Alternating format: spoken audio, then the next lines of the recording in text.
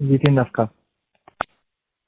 Un get qui a été imprimé par l'ordinateur, un get qui a été écrit quand il n'est pas l'ishma, et donc est-ce qu'on peut le rectifier en repassant de l'encre sur les lettres l'ishma?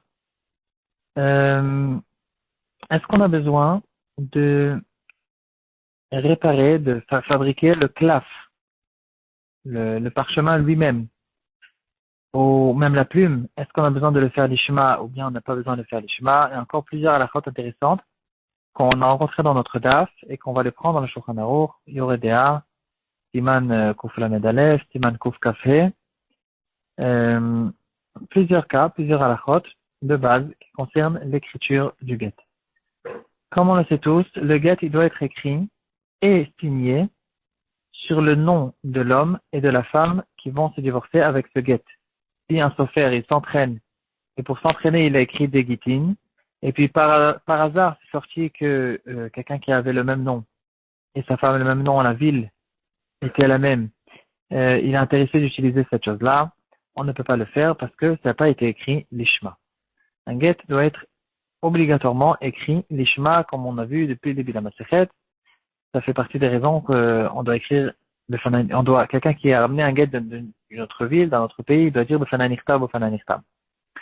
La halakha de l'ishma, elle se repose surtout sur le toref. Dans le get, il y a deux parties. Il y a le toref et le tofes. Le toref, c'est la première ligne dans laquelle ça change. Il y a des changements entre les gittin, parce qu'il y a le nom du mari, le nom de la femme et la ville, et la date. Le tofes, c'est le paragraphe habituel qu'il y a dans tous les gittin. Et normalement, le lishma, l'obligation du lishma doit être surtout sur le toref.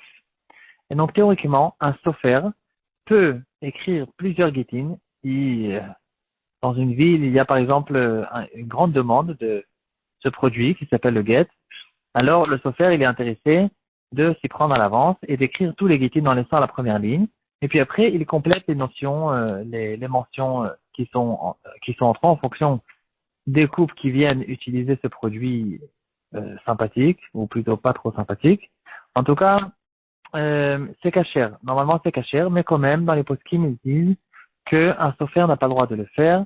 Un sofer, les quatre là, il va écrire tout le get, depuis le début jusqu'à la fin, l'ishma, sur le nom de l'homme et de la femme. Le Shulchan Aruch n'a pas ramené cette halakha, mais quand même, c'est vrai que ça sera cachère quand même, dans un cas où le tofes il a été écrit par l'ishma, mais quand même, on essaye de le faire toujours tout le get depuis le début jusqu'à la fin l'ishma.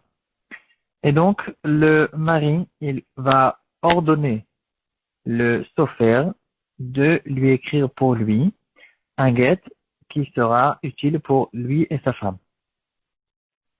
Aux témoins aussi, il va leur dire signer sur le nom de de telle et telle femme, et eux, ils vont le dire avec leur bouche. Certains des poskim, ils disent qu'a priori, même la fabrication du parchemin lui-même, et même quand on va aiguiser la plume pour écrire sur le parchemin aussi, et bien sûr même le stirtout, les traits qu'on fait en dessous des lettres, il doit être fait l'ishma. Si on ne l'a pas fait, alors c'est pas pasoul, mais quand même certains diront qu'on essaie de tout faire. Tout le get, on essaie de le faire l'ishma. Qu'est-ce qu'il en est dans un get où il n'a pas été écrit l'ishma et maintenant le sofer, il se paresse de tout réécrire depuis le début. Il est intéressé maintenant de repasser sur les lettres avec sa plume et de le faire maintenant l'ishma. C'est pas cachère, c'est pas un bon get, c'est pas soul. Et certains des poskim disent que quand même, dans ce cas-là, en ce qui concerne la khumra, on va lui considérer cette femme comme une femme divorcée. Par exemple, si son mari il est tout de suite mort, et donc de toute façon elle peut se remarier. Et là, la question qui se pose, est-ce qu'elle peut se remarier avec un Kohen? Parce que c'est une veuve, c'est pas une divorcée. Et certains des poskim diront que ici il y a une ressemblance de get, et quand même elle fera attention de ne pas se marier avec un Kohen. Une autre halakha de base qui concerne toute cette histoire de l'écriture du get, c'est ce qu'on appelle chak yerichot et pas chak tochot. Chak tochot, c'est quand quelqu'un grave tout autour de la lettre et il laisse la lettre telle quelle, et donc maintenant, à cause qu'il a gravé tout autour de la lettre, il y a maintenant une lettre qui est reconnaissable. Ici, ça ne s'appelle pas écrire parce qu'il n'a pas touché la lettre. Il faut, par contre, on peut graver. Graver, ça s'appelle écrire, mais il faut graver la lettre elle-même, que la lettre elle soit plus profonde que le parchemin ou que le bois sur lequel il est grave. Et c'est que dans ce cas-là où ça peut être caché. La Gemara a fait une comparaison dans ces halakhot-là, en ce qui concerne les Sifrei HaKodesh, les Shemot HaKodesh, etc. On ne va pas rentrer là-dedans. On va lui un petit peu rentrer là-dedans parce que le Taz, il prouve de cette halakha de Chak Yerichot et Pachak Tochot que qu'est-ce qu'il en est des Sfarim qu'on connaît qui sont imprimés. Est-ce que l'impression des Sfarim, l'imprimerie, ça donne une Kedusha aux Sfarim ou bien ça ne s'appelle pas une écriture? C'est pas une écriture. Si c'est pas une écriture, il n'y a pas de Kedusha là-dessus. Le Taz, il prouve de cette halakha de Chak Yerichot que du moment qu'on touche les lettres elles-mêmes, on s'occupe des lettres elles-mêmes, c'est kasher dans tous les cas. On peut par exemple graver la lettre, on peut faire sortir la lettre parce que on pousse de l'autre côté du parchemin, et du moment qu'on s'occupe de la lettre elle-même, c'est kasher. Et donc ici aussi, dans l'imprimerie, ils font sauter de l'encre sur le papier, et donc puisqu'on s'occupe avec les lettres elles-mêmes, c'est considéré comme une écriture et c'est kasher. Attention, on va donner un détail là-dessus tout de suite. Juste avant ça, à propos du Sefer Torah des Sefarim Tfilin ou Mezuzot, bien sûr qu'on ne peut pas utiliser quelque chose qui est imprimé. Et ici, il faut essayer de comprendre. D'un côté, on dit que les Sefarim qui sont imprimés, ils ont une Ktusha.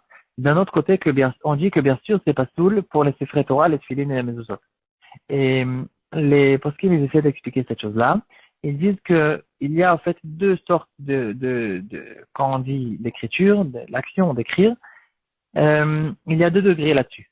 Quand on parle d'écriture à propos des Sifrei Torah de Mezuzot, on parle de quelqu'un qui avec sa main écrit et fait poser de l'encre avec une certaine forme, comme vraiment quelqu'un qui écrit pour de vrai.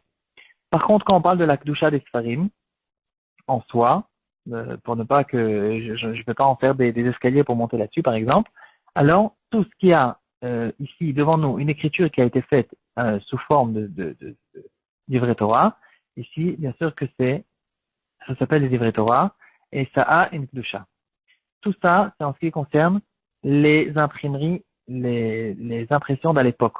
À l'époque, il y avait des impressions, il faisait, pour ceux qui connaissent, il y avait en fait une sorte de métal qui prenait la forme des lettres et qui, sur ce métal, on mettait plein d'encre et on faisait comme un tampon. C'était une sorte de tampon et on tamponnait comme ça sur la feuille et en fait, comme ça, on tamponnait sur toutes les feuilles et c'était ça en fait les premières impressions. Bien sûr que tout a bien changé depuis cette période-là. Et c'est sur ça que les poskim du début, par exemple comme le Taz, il parle, est-ce que ça s'appelle une écriture ou ça ne s'appelle pas une écriture parce que ici vraiment il y a ici quelqu'un qui fait une action et qui tamponne de l'encre sur un papier et là ça s'appelle peut-être une écriture. Le Aruch HaShulchan, il fait déjà la remarque que l'imprimerie qu'on a aujourd'hui, il fait par exemple la différence entre il y a une machine à taper, peut-être certains d'entre vous la connaissent. C'est une machine où on appuie sur un bouton et puis il y a comme un petit bâton qui saute et qui tape sur le papier. Ça, c'est sur ça qu'on parle, que peut-être que ça s'appelle une écriture, peut-être que ça ne s'appelle pas une écriture et même peut-être que pour le get, ça sera caché. C'est vrai que pour le Sefer Torah, Tfilin ou Mezuzot, ce sera sûrement pas soul, mais pour le get, la machine à écrire, peut-être que c'est caché parce que je suis en train de faire une action avec la lettre elle-même et j'envoie de l'encre sur le papier. C'est pas le contraire. Ici, dans les impressions d'aujourd'hui, c'est bien sûr très différent et ça ne s'appelle pas du tout une écriture. Ça ne s'appelle pas une écriture. Tout se fait par un ordinateur, ou même avant l'ordinateur, tout se fait par une machine. C'est une machine qui fait tout sans aucune intervention d'un être humain et ça ne s'appelle pas du tout une écriture. Et c'est sur ça, bien sûr, que non seulement pour le Sefer Torah, c'est pas soul, mais même pour le get aussi, ça sera pas soul. Et là, la question qui nous reste à vérifier, c'est pourquoi les Sfarim d'aujourd'hui, ils ont une Kedusha. Et effectivement, les poskim ils disent qu'un sefer sur lequel qui est neuf, qu'on n'a encore jamais utilisé, personne n'a encore lu dans ce livre, alors il n'a pas vraiment de gdusha. On peut pratiquement monter dessus, on peut le poser par terre. C'est pour ça que dans certains vendeurs de sfarim, ils se permettent de poser ces sfarim par terre. En général, quand même, pour le sentiment, on met un petit carton, on met quelque chose, mais on peut normalement, un livre qui n'a jamais été lu, on peut le poser par terre. Et il n'a pas de gdusha justement à cause de cette raison. Il n'y a pas ici quelqu'un qui est venu, qui a écrit et qui a fait une gdusha avec l'écriture elle-même. Par contre, à partir du moment où on a commencé à lire et on a étudié dans ce sefer, là c'est quelque chose d'autre. Le sefer il a pris une gdusha grâce à ça. Et bien sûr qu'on va garder énormément le respect des sfarim.